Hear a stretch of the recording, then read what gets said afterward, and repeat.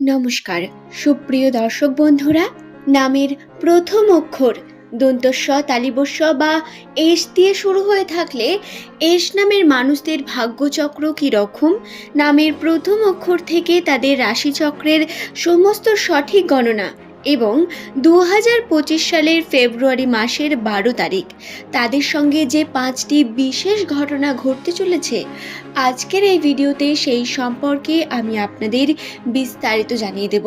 জ্যোতিষশাস্ত্রের গণনা অনুসারে এবং নিউমেরোলজির তথ্য সম্পূর্ণ জানতে হলে অবশ্যই ভিডিওটি শেষ পর্যন্ত মনোযোগ সহকারে দেখুন। ভিডিওটি দেখার পরে যদি আপনার ভালো লাগে তাহলে অনুরোধ রইল ভিডিওটিকে একটি লাইক করবেন, চ্যানেলটিকে সাবস্ক্রাইব করে নেবেন এমনই ভিডিও পাওয়ার জন্য, এবং আপনার পরিচিত বিভিন্ন ব্যক্তি যাদের নামের প্রথম লেটার এস দিয়ে শুরু তাদেরও ভিডিওটি শেয়ার করে দিন, যাতে তারাও এই বিষয়ে বিভিন্ন তথ্যগুলি জানতে পারে। আসুন আর দেরি না করে আমরা ভিডিওর মূল পর্বে প্রবেশ করি। সাধারণ ক্ষেত্রে ইংরেজি বর্ণমালার 19তম লেটার হয়ে থাকে এস, এবং এই এস লেটার অত্যন্তই বিশেষ হয়ে থাকে নিউমেরোলজির তথ্য অনুসারে, কারণ এর সংখ্যাতত্ত্বের মান হয় 1 এবং 1 সংখ্যাতত্ত্বের মান অধিকারী ব্যক্তিদের মধ্যে বিশেষ কিছু গুণ বৈশিষ্ট্য বর্তমান, যেটি অন্যান্য ব্যক্তিদের মধ্যে খুব একটা সচরাচর দেখা যায় না। এদের কর্মক্ষমতা, বোঝার শক্তি, সুপ্ত জ্ঞান এদের সব থেকে বিশেষ করে তোলে। এরা খুব ভালো মানুষের ফিলিংকে বুঝতে পারেন। এস নামের ব্যক্তিরা নিজেরা মন থেকে হার্ট হলেও এরা অন্যের কষ্টকে খুব তাড়াতাড়ি ফিল করে তাকে সাহায্য করার চেষ্টা করেন।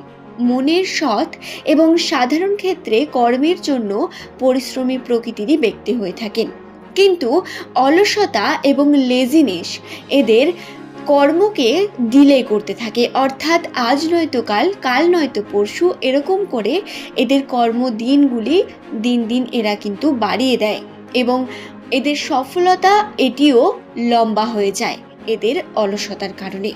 সুতরাং আপনার নামের প্রথম লেটার যদি এস দিয়ে হয়ে থাকে এবং এমন অলসতা যদি আপনিও নিজের মধ্যে দেখে থাকেন, তাহলে এটাকে পরিবর্তন করার বিশেষ প্রয়োজনীয়তা বর্তমান। সাধারণত 95% মানুষের মধ্যেই এই ব্যাপারটি ঘটে থাকে যাদের নামের প্রথম লেটার এস, দন্তস্ব বা তালিবস্য দিয়ে শুরু। 2024 সাল অর্থাৎ বিগত বছর, সেই বছরে এস নামের মানুষদের ভাগ্যচক্রের মধ্যে বিভিন্ন ওঠাপড়া ঘটেছিল। কখনো রাশিচক্র বিভিন্নভাবে পরীক্ষা নিয়েছে, কখনো উন্নতি দেখতে গিয়েও উন্নতি দেখতে পাননি, আবার সম্পর্কের দিক থেকে বারংবার ক্ষতিগ্রস্ত হয়েছেন। অনেকে বছরের শেষে সম্পর্ককে হারিয়েও ফেলেছেন। আর্থিক উন্নতি হয়েছে ঠিক কথা, কিন্তু সেটার পরিমাণ খুব একটা বেশি নয়, কারণ আমি আপনাদের জানিয়েছিলাম 2024 সালটি এস নামের মানুষদের জন্য শনির বছর, এবং এই যে শনির দশাটি এটি 1.5 বছর থাকবে, অর্থাৎ 2025 সালের প্রথমেও কিন্তু আপনার কাছে শনির যে দোষটি এটি বর্তমান, যার কারণে বর্তমানে আপনার কর্মের মধ্যে বিভিন্ন রকম বাধা সৃষ্টি, কর্মের প্রতি আপনার অলসতা, বা কার্যটি যেদিন সম্পূর্ণ করতে চাইছেন সেদিন সম্পূর্ণ না হয়ে দেরি হয়ে যাওয়া, এই ঘটনাগুলি আপনার সঙ্গে ঘটবে এবং এই কারণে আবার বিভিন্ন ঘটনা, বিভিন্ন কর্ম পিছিয়ে গিয়ে সেটি আপনার হাতের বাইরে চলে যাবে। হ্যাঁ, এগুলি হলো শনির প্রভাবের কারণ। এবার অনেকেই প্রশ্ন করেছিলেন কমেন্ট সেকশনে, লাস্ট ভিডিওতে আমি দেখছিলাম যে এই সমস্যা কবে কাটবে। তাহলে বলি বন্ধুরা, আপনাদের জীবন বর্তমান সময়টি আপনারা নিজেরাই খেয়াল করলে দেখবেন পজিটিভিটি যে একদম নেই তা কিন্তু নয়। আর্থিক দিক থেকে উন্নতি, মানসিকভাবে আপনার উন্নতি 2024-এর থেকে অনেক বেশি, কিন্তু তারই মধ্যে আবার শনির প্রভাব থাকার কারণে বাধা বিপত্তি আসছে, এবং এটিও খুব তাড়াতাড়ি কেটে যাবে শনির 7.5 দশা কাটার সঙ্গে সঙ্গে। সে যাই হোক না কেন, আসুন 2025 সালে এস নামের মানুষদের ফেব্রুয়ারি মাস 12 তারিখ, অর্থাৎ এই যে ভ্যালেন্টাইন উইক, এই সময়ের তাদের সম্পর্কের দিক থেকে, আর্থিক দিক থেকে বিভিন্ন বিষয়গুলি সম্পর্কে আলোচনা করি। প্রথমেই যেহেতু ভ্যালেন্টাইন উইক, সেহেতু ভালোবাসা এবং সম্পর্কের দিক থেকে কথা বলাই ভালো। প্রথমেই বলি, সম্পর্কের দিক থেকে আপনার মনোমালিন্য, আপনার প্রিয়জনের সঙ্গে ছোটোখাটো বিভিন্ন রকম সমস্যা, এগুলো কিন্তু ঘটবে। হ্যাঁ, ম্যাচিউরিটির কারণে সেটি বড় কোনো সমস্যায় পরিণত হবে না ঠিকই, কিন্তু কথার মাধ্যমে হার্ট হওয়া বা আপনাদের মধ্যে কোনো রকম মনে খুঁতখুঁত করা, এই যে সম্পর্কের মধ্যে থাকা ব্যাপারগুলি, এগুলি আসতে পারে। রাশিতে এমন সম্ভাবনাও বর্তমান।